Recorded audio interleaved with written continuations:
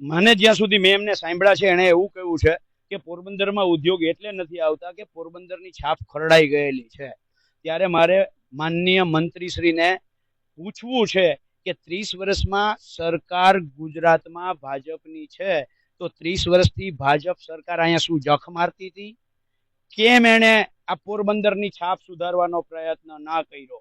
મને ક્યાંક ને ક્યાંક શંકા છે કે મનસુખભાઈ માંડવિયા નથી ઈચ્છતા કે પોરબંદરની અંદર ઉદ્યોગો આવે, કારણ કે જ્યારે નરેન્દ્ર મોદીની બાજુમાં જે મંત્રીની ખુરશી પડતી હોય એ મંત્રી એમ કહે કે પોરબંદરની છાપ ખરડાઈ ગયેલી છે, એટલે ઉદ્યોગપતિઓને ઇનડાયરેક્ટ ઇશારો કરે છે કે અહીંયા ન આવતા.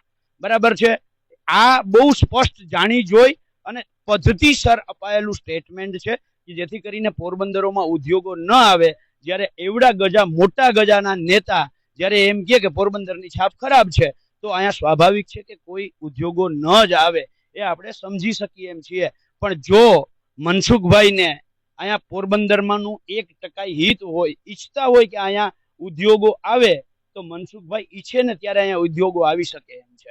બરાબર છે? ઈચ્છે ત્યારે એમ કે કાલ રાતે અહીંયા કામ ચાલુ થઈ જવું જોઈએ તો કાલ રાતે થાય એમ છે, પણ મનસુખભાઈ પોતે નથી ઈચ્છતા, એટલે પોરબંદરની છાપ આગળ કરવામાં આવે છે.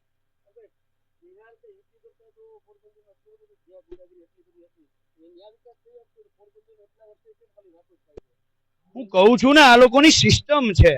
સિસ્ટમેટિકલી તમે જોવું, ગુજરાતની અંદર જોવું, જ્યાં જ્યાં એને કરવું છે, દાખલા તરીકે અમદાવાદ રિવરફ્રન્ટ છે, એની બે બાજુ લગભગ ઓછામાં ઓછું 30 થી 35,000 કરોડના ખર્ચે રિવરફ્રન્ટ થાય છે. અહીંયા 3,000 કરોડ ખર્ચો, ઘેડની એક નદી એક ગામ ના ડૂબે. પણ ઈરાદો નથી, માત્ર ને માત્ર વાતો કરવી છે. બરાબર છે? કાયદો અને વ્યવસ્થાની પરિસ્થિતિ સંભાળવાની જવાબદારી રાજ્ય સરકારની છે.